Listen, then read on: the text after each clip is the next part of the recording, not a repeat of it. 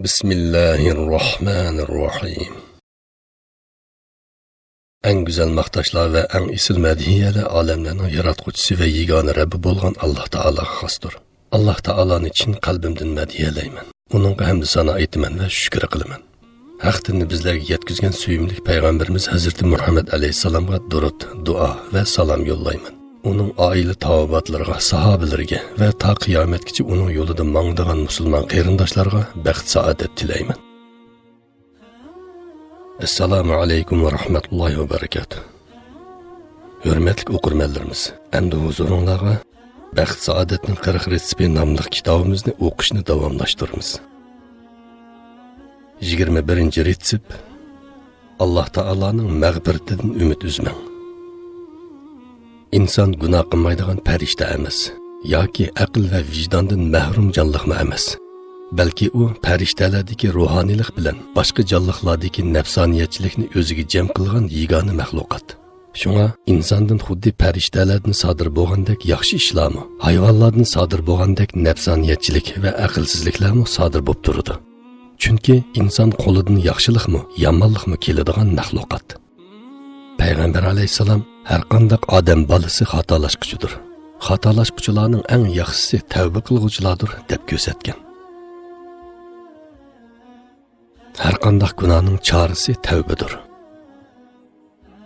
Abu Said Xudri raziyallohu anhudan rivoyat qilinudiki, Peygamber Aleyhisselam ko'p gunoh qilib keyin tavba qilish orqali Alloh taolaning mag'firatiga noil bo'lgan bir odamning qissasini bayon qilib mundaq degan. Qadimki zamanda bir qatil bor bo'lib, u 99 odamni o'ldirgan ekan. Ondan kunlarning birida qilganlarga pushaymon qilib tavba qilish niyati keldi va kecha kunduz ibodatdan bosh ko'tarmaydigan bir obidning yiniga kelib, uningga o'zining 99 odamni o'ldirganligini aytib, ham uningdan tavba qilishga yo'l bor yoki yo'qligini so'rabdi. Obid uning 99 odamni o'ldirganligini anglab cho'chib ketibdi va "Sana tövbe yo'q" deb vaqirab tashlabdi. Bu javobga g'azablanib ko'zlari qisirib ketgan hiliqi qotil bu odamni o'ldirib tashlabdi. Ondan u bir olimning yiniga berib, barliq ahvolni uningga to'liq aytib beribdi.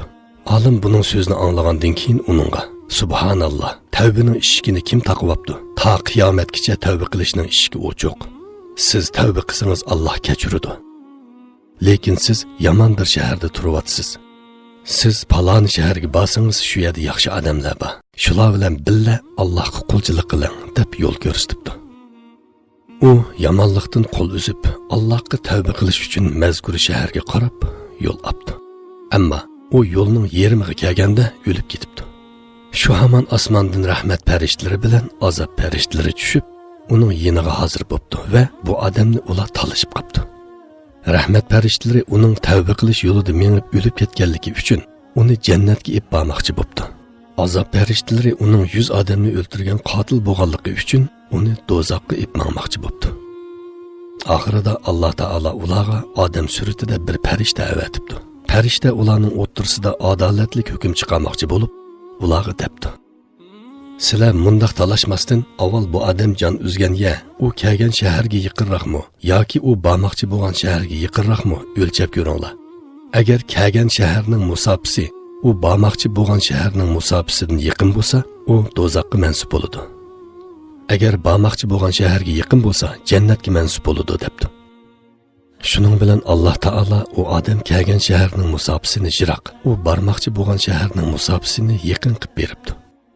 Natijada odam o'lgan u bormoqchi bo'lgan shaharga yaqin bo'lib chiqqanlik sababli uni rahmat farishtalari jannatga ib ketibdi. Siz har qancha gunohkor bo'lsangizmi, sizning dilingizni yo'ritib, g'amingizni yo'qotib, baxtingizni ochadigan bir so'z bor.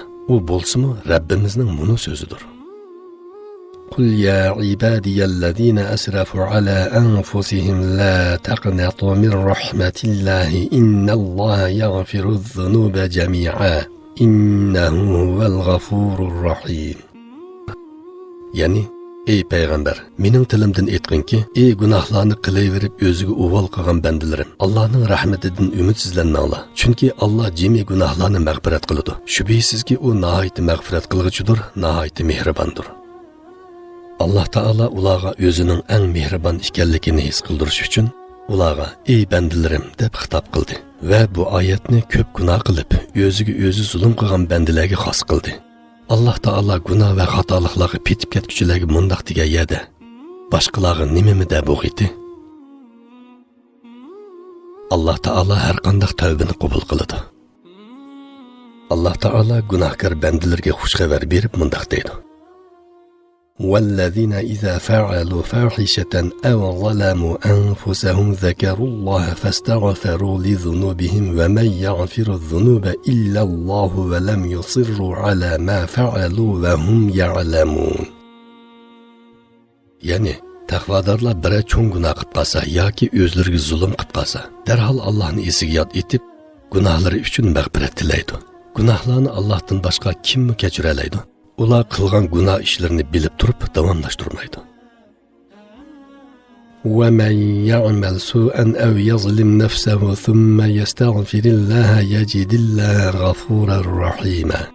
Yani kimki bire yamanlık yoki o'ziga bire zulm qilib qo'yib, ondan Allohdan mag'firat tilasa, u Allohning bakmu mag'firat qilguvchi, nihoyat mehribon ekanligini ko'radi. إن تجتنبوا كبائر ما تنهون عنه نكفر عنكم سيئاتكم وندخلكم مدخلا كريما. Yani agar sizlar man'iy qilingan cho'ng gunohlardan saqlansanglar, kichik gunohinglarni yo'q chiqaramiz va sizlarni jannatdan iborat asl makonga kirgizamiz.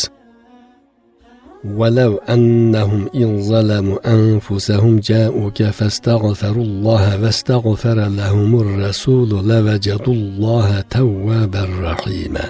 Yani munofiqlar sana itoat qilmay o'ziga o'zi zulm qilganda, sening oldingga kelib Allohdan mag'firat tilagan bo'lsa, senmi ular uchun mag'firat tilagan bo'lsang, albatta ular Allohning tavbini qabul qiluvchi, nihoyat mehribon ekanligini bilib qoladi. وَإِنِّي لَغَفَّارٌ لِمَنْ تَابَ وَآمَنَ وَعَمِلَ صَالِحًا ثُمَّ اهْتَدَى. Yani tavba qilgan, iymon etgan, yaxshi amallarni qilgan, ondan to'g'ri yo'lda mangan odamni men albatta nihoyat mag'firat qilguvchiman.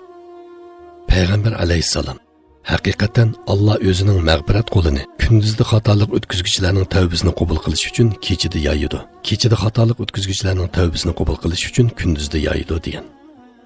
Payg'ambar alayhissalom bir hadisi qudusida Alloh taolaning mundoq deganligini bayon qilgan: Ey bandilarim, haqiqatan sizlar kechasimi, kunduzimi gunoh o'tkazsizlar. Men bo'lsam hammasini mag'firat qilaman. Mendan mag'firat tilanglar, men sizlarni mag'firat qilaman degan. Payg'ambar alayhissalom mundoq degan: Haqiqatan bir banda bir gunohni sodir qilsa, ondan ey Allohim, mening gunohimni mag'firat qilgin. Gunohlarni sendan boshqa hech kim mag'firat qilolmaydi desa. Ondan yana bir gunoh qilsa, ondan yana ey Allohim, mening gunohimni mag'firat qilgin. Gunohlarni sendan boshqa hech kim mag'firat qilolmaydi desa. Ondan yana bir gunoh qilsa, ondan yana ey Allohim, mening gunohimni mag'firat qilgin. Gunohlarni sendan boshqa hech kim mag'firat qilolmaydi desa, Alloh uningga javoban: Mening bandam o'zining afu qiladigan bir Rabbining borligini bildi. Endi bandam nimani xohlasa shuni qilsin deydi.